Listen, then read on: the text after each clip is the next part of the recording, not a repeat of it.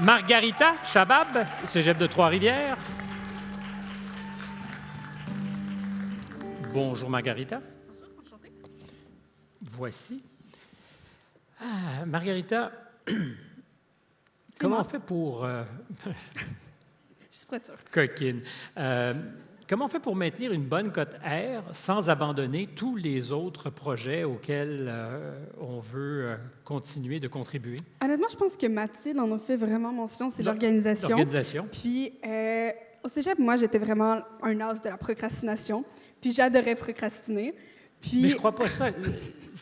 Tu peux pas réussir à faire tout ça en procrastinant, sinon tu te retrouves un dimanche soir avec la vie à livrer, puis ça se peut pas. Mais je veux dire, moi, je pense que mes parents peuvent en témoigner parce que les dimanches soirs, j'étais dans ma chambre en train de faire mes devoirs, en train de rattraper vraiment tout ce que j'avais pas fait parce que je m'étais impliquée ailleurs.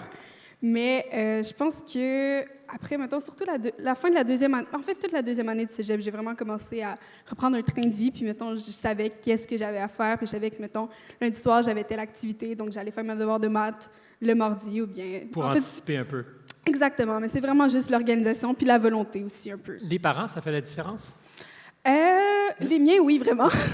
Il y a eu une hésitation qui m'a inquiété, surtout s'ils sont présents dans la non, salle. mais c'est ça. Mais là, j'étais un peu stressée parce que mon père m'a vraiment dit quoi dire, puis dire que mon père, c'est le meilleur, puis j'aime mon père, puis il faut que je respecte. Il y a vraiment puis ma mère dit ça? aussi. Ouais, j'ai vraiment mes cartes en arrière et tout. Fait que là, je suis pas sûre à quel point ça rentre dans, mettons, mes guidelines un peu. Mais je dirais que non, mes parents m'ont vraiment supporté depuis des années, depuis qu'on est arrivé, en fait, ici au Québec. Quand Puis, est-ce qu'on est arrivé au Québec? En 2009. On est arrivé au Québec, puis... Et on arrivait de où? Mon père est marocain, mais il a étudié en Ukraine, puis ma mère est ukrainienne. Donc, Il y a on beaucoup est de Marocains arrivé... qui ont étudié en Ukraine, oui, d'ailleurs. Oui, quand même, une chance. Mais on est arrivé d'Ukraine, on est arrivé ici en 2009, puis en fait, mes parents m'ont toujours encouragé à étudier, à réussir, puis à vraiment persévérer. Je pense que c'est vraiment grâce à eux que je suis là présentement. La langue maternelle, français ou l'ukrainien pour toi? Russe, en fait. Russe? Ouais, russe.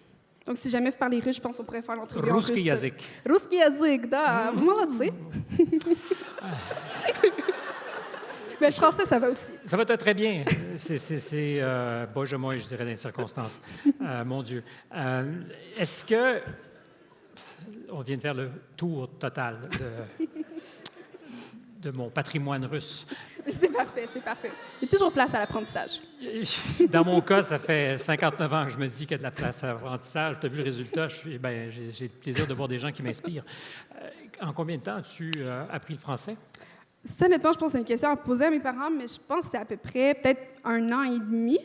Parce qu'on est arrivé ici, en fait, j'ai fait ma maternelle, j'ai fait ma première année, puis après, j'ai sauté, en fait, ma deuxième année, puis j'ai fait ma troisième année déjà complètement en français et tout. Fait que, je pense que c'était pas trop difficile, finalement. Je veux dire, les maths, c'est pareil en russe et en français, donc honnêtement, ça m'a permis d'avancer, mais au niveau de la langue, je pense, j'étais vraiment chanceuse, j'étais très jeune, donc j'ai appris la langue quand même assez rapidement. Qu'est-ce que tu vas faire plus tard? Là, je suis en médecine à l'Université McGill. Pourquoi je ne suis pas surpris? Mais j'avoue, moi, j'ai été un peu surprise parce qu'en fait... Parce que tu hésitais entre le génie ou la médecine. Non, tu dis, en fait, j'hésitais beaucoup au choix d'université.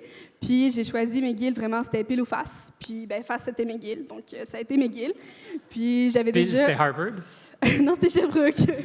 Presque. Généralement, ils sont très bruyants à Sherbrooke. Hier soir, ils étaient très bruyants. Non, Sherbrooke, honnêtement, la recherche, c'est quelque chose. Mais non, puis j'avais déjà certaines bases en anglais, fait que je me suis dit, pourquoi pas. Puis... Why not? Exactement, why not? Why not coconut? Merci beaucoup. Merci à vous.